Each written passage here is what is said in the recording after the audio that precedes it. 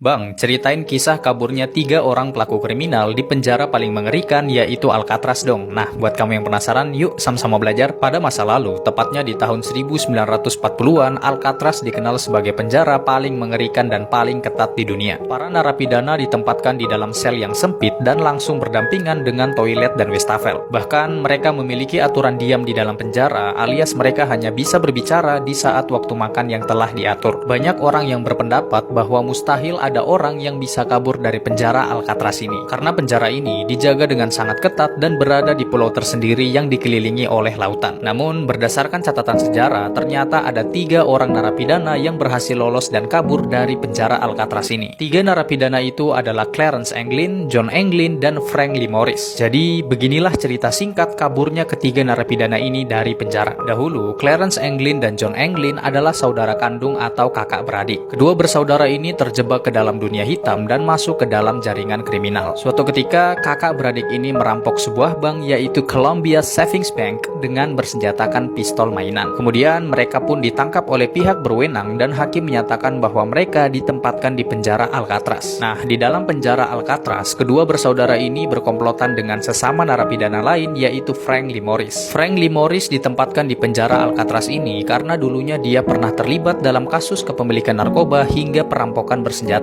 Ketiga narapidana yaitu Clarence Anglin, John Anglin, dan Frank Lee Morris berusaha menyusun rencana pelarian dari penjara Alcatraz selama 9 bulan lamanya. 5 bulan pertama sejak disusunnya rencana pelarian dari penjara Alcatraz, setiap malam mereka selalu melubangi dinding belakang sel mereka dengan pisau dan sendok logam yang mereka dapatkan dari kantin penjara. Secuil demi secuil, dinding belakang sel dibobol mulai dari jam 5 sore sampai jam 9 malam sebelum lampu penjara dimatikan. Ketiga narapidana ini juga menggunakan ventilasi palsu untuk menyembunyikan aksi mereka dari pengawasan para penjaga. Setelah berhasil melubangi dinding penjara, mereka kemudian mencuri 50 mantel hujan dan membuat semacam rakit dari mantel tersebut. Mereka berencana untuk mendayung rakit buatan ini ke Pulau Angel untuk mencuri kapal agar bisa meloloskan diri. Untuk menipu para penjaga tahanan yang sering memeriksa sel tiap malam, ketiga narapidana tersebut membuat kepala palsu dengan berbahan dasar sabun, kertas toilet, dan semen. Kemudian mereka juga menambahkan rambut di kepala palsu tersebut yang terbuat dari bekas sisa-sisa cukuran rambut narapidana lain. 11 Juni 1962, ketiga narapidana ini kabur melewati terowongan sempit di belakang sel yang pernah mereka buat. Mereka pun berhasil kabur bersama dengan rakit buatan mereka dan menyeberangi lautan. Petugas penjara pun menemukan kepala palsu yang dibuat oleh 3 narapidana yang telah kabur tersebut. Tetapi justru para penjaga penjara ini mengira bahwa narapidana tersebut akan mati karena suhu di luar penjara mencapai 12 derajat Celcius dan gelombang laut yang sangat tinggi. Berdasarkan hasil penyelidikan, ternyata tidak ada mobil yang dicuri maupun kapal yang dilaporkan telah dicuri oleh narapidana ini. Ketiga narapidana ini pun ibarat menghilang tanpa jejak dan masih menjadi misteri pada saat itu. Meskipun mereka dianggap telah hilang dan tidak diketahui keberadaannya, status ketiga narapidana ini masih ditetapkan sebagai buronan kriminal. Ternyata di tahun 2013, kepolisian San Francisco menerima surat dan penulis surat tersebut mengaku bahwa dia adalah John Anglin yang saat itu kabur dari penjara. John Anglin mengatakan bahwa kedua temannya yang kabur bersamanya pada saat itu telah meninggal di tahun 2005 dan di tahun 2008. Kini yang tersisa hanyalah dirinya sendiri dan dia juga menderita penyakit kanker. John Anglin pun berkata melalui surat yang ditulis tersebut bahwa dia bersedia memberitahukan keberadaannya asalkan dia dipenjara tidak lebih dari 1 tahun dan mendapatkan perawatan medis. Awalnya, pihak aparat pada saat itu tidak percaya bahwa surat itu adalah tulisan tangan John Anglin. Tetapi bukti yang memperkuat tulisan tersebut adalah sepupu John Anglin yaitu David Whitner. David mengatakan bahwa neneknya seringkali dikirimi bunga beberapa bulan setelah pelarian ketiga narapidana tersebut. Bunga itu pun mempunyai tulisan dan tanda tangan dari John Anglin. Nah, itulah tadi kisah 3 narapidana yang berhasil kabur dari penjara Alcatraz yang merupakan penjara super ketat dan paling mengerikan di dunia.